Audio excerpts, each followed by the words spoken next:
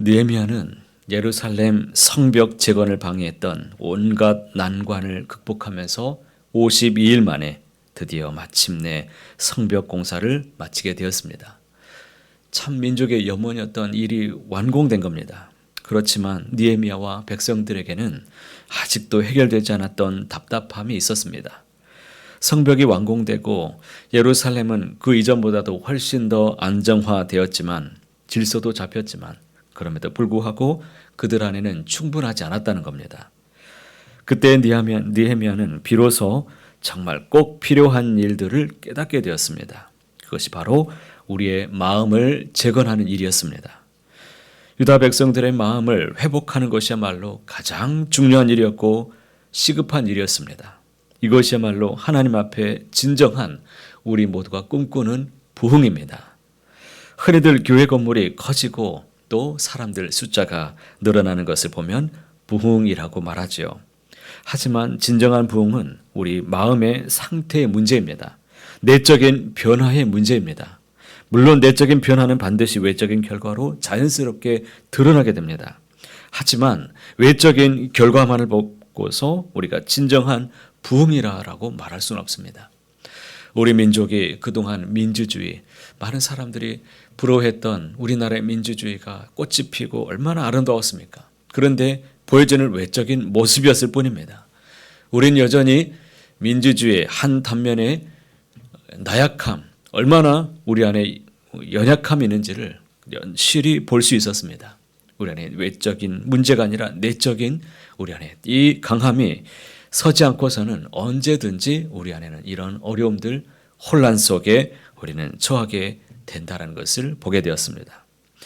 성벽을 재건하는 것이 외적인 재건이었다면 이제 정말 중요한 것이 무엇입니까? 내적인 재건, 우리의 마음의 신앙의 하나님 앞에 믿음을 재건하는 일이 그 무엇보다도 중요하다. 이것이 시급하다는 것을 깨닫게 되기를 바랍니다. 이때 아주 중요한 한 사람이 이제 등장하게 됩니다. 그는 1절에 보면 바로 학사 겸 이 학사 에스라라는 율법학자가 등장하죠. 이 사람은 14년 전에 2차 기국 때에 귀환해서 돌아왔던 사람이었습니다. 그래서 유다 백성들에게 열심히 말씀을 가르쳐 왔지만 그러나 혼자서는 역부족이었습니다. 그러다가 느헤미야가 와서 이제 그 사역의 열매를 이제 거둘 수 있는 일이 발판이 마련되게 된 것입니다. 여기서 아주 중요한 것은 에스라가 백성들에게 말씀을 들으라라고 광고하지 않았습니다. 여러분, 우리가 살 길은 말씀입니다. 여기 와서 함께 말씀을 배웁시다. 여러분, 말씀 좀 배우러 좀 오세요. 광고하지 않았다는 겁니다. 유다 백성들이 수문학 광장에 모여서 학사 에스라를 불렀습니다. 그들은 에스라에게 모세 율법을 가르쳐달라고 간절히 요청했습니다. 그들은 이제 말씀을 사모했고 말씀 듣기를 간절히 원했습니다. 그들은 지금까지 혼신의 노력을 다해서 성을 건축했습니다. 그러나 그것으로 부족하다는 것을 스스로가 깨달았습니다. 우리에게 정말 필요한 것이 무엇인가? 하나님의 말씀이었구나. 우리가 하나님의 이 존귀하신 말씀을 우리가 떠나서 살았기 때문에 이런 고통이 임했구나. 그들이 진정한 각성이 일어나기 시작했습니다. 우리는 저마다 자기 인생의 성을 쌓아가며 살아갑니다. 좋은 학교에 진학하고 좋은 직업을 얻고 좋은 집을 얻고 우리의 사업을 아름답게 일구어가고 그렇게 저마다 인생을 세워나가며 노력하며 살아갑니다. 하지만 그러나 거기에서 우리는 참다운 기쁨, 인생의 부흥 이것이 일어나지 않는다는 것을 우리는 많이 느끼며 살아갑니다. 인생의 만족이 거기에 있으십니까?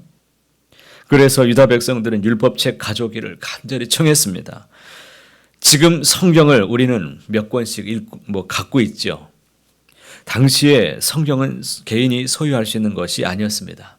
그러니까 성경 말씀을 들을 수 있는 유일한 시간이 무엇이었느냐면 오직 함께 모일 때만이 가능한 일이었습니다. 그래서 그들에게 공예배 때 성경을 읽는 시간이 얼마나 소중했는지 모릅니다. 3절 말씀 보시면 새벽부터 정오까지 이 율법책을 읽었습니다. 그때 백성들은 말씀에 귀를 기울였습니다.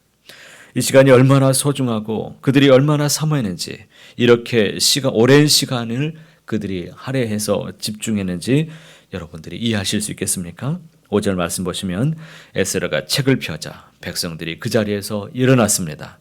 하나님의 말씀에 대한 경외심이 잘 드러납니다. 그때 에스라가 하나님께 송축하자 백성들은 아멘 아멘 아멘 아멘 아멘 이렇게 하나님을 향하여서 두 손 들고 하나님 앞에 얼굴을 땅에 굽혀 경배합니다. 여러분 말씀을 받을 때에 이런 마음이 있길 바랍니다. 교육 전도사님이 강단에서 말씀을 전할지라도 여러분들은 그 말씀 받을 때에 아멘 아멘 아멘 주님 얼굴을 땅에 묻고 정말 꿇어 엎드리며 그 말씀 받기를 사모하십시오. 여러분 하나님의 말씀이 우리를 살리는 줄 믿습니다. 우리가 성경을 깨달으면 두 가지 반응이 나타나게 됩니다. 첫 번째는 9절에 있죠. 백성이 율법의 말씀을 듣고 다 우는지라. 백성들이 울기 시작합니다.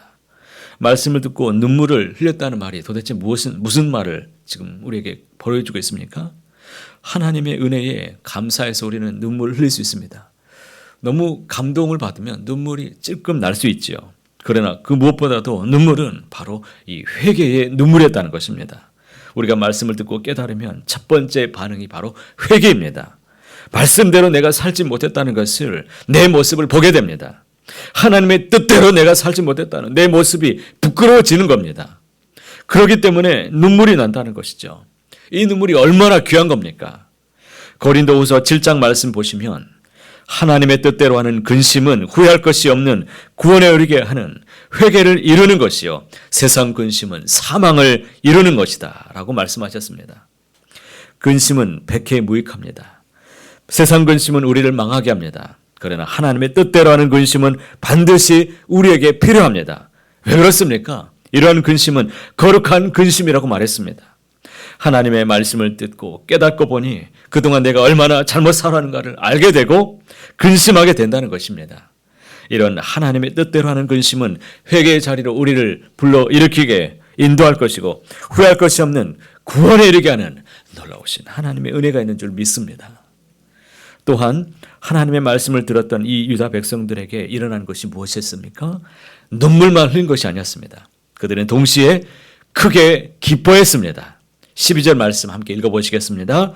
모든 백성이 곧 가서 먹고 마시며 나누어 주고 크게 즐거워하니 이는 그들이 그 읽어 들려준 말을 밝히 알미라. 그들은 지금 무엇을 하고 있습니까? 기뻐하고 있습니다. 하나님의 말씀을 밝히 깨달았기 때문입니다. 그런데 자기만 만족하는 것이 아닙니다. 나누어 주고 크게 함께 즐거워하고 있습니다. 말씀을 함께 나누고 있는 것을 보게 됩니다. 여러분, 말씀을 나누는 일에 여러분 목숨을 함께 바칠 수 있길 바랍니다. 이 말씀이 우리를 살리는 것을 우리가 알고 있습니다. 말씀 받고 개인적으로 그냥 끝나버리지 말고 말씀을 함께 읊조릴 때 말씀을 가지고 함께 나눌 때 우리 공동체가 살아나게 되는 줄 믿습니다. 그래서 느헤미야는 여기서 참으로 아주 위대한 선언을 하죠. 10절 하반절에 보니까 여호와로 인하여 기뻐하는 것이 너희의 힘이니라. 여호와로 인하여 기뻐하는 것이 너희의 힘이라고 말씀하고 있습니다. 우리가 세상 다른 것으로 기뻐하는 것이 아니라 하나님으로 인해서 기뻐하는 것이 얼마나 큰 힘이 되는지 모릅니다. 진정한 복 있는 사람은 다른 것이 아니라 이 하나님의 말씀을 지하로 묵상하고 그 말씀을 통해 하나님의 그 사랑과 은혜를 날마다 경험하는 것이고 우리를 통해 놀라운 구원의 섭리를 깨달아 아는 것인 줄 믿습니다. 사랑하는 성도 여러분, 2025년 새해가 오늘 자정에 밝아올 것입니다. 그러기에 앞서서 우리가 간절히 힘써야 될 것은 다른 무엇이 아니라 하나님의 말씀을 우리가 함께 받고 말씀으로 다시금 부흥이 시작되기를 바랍니다.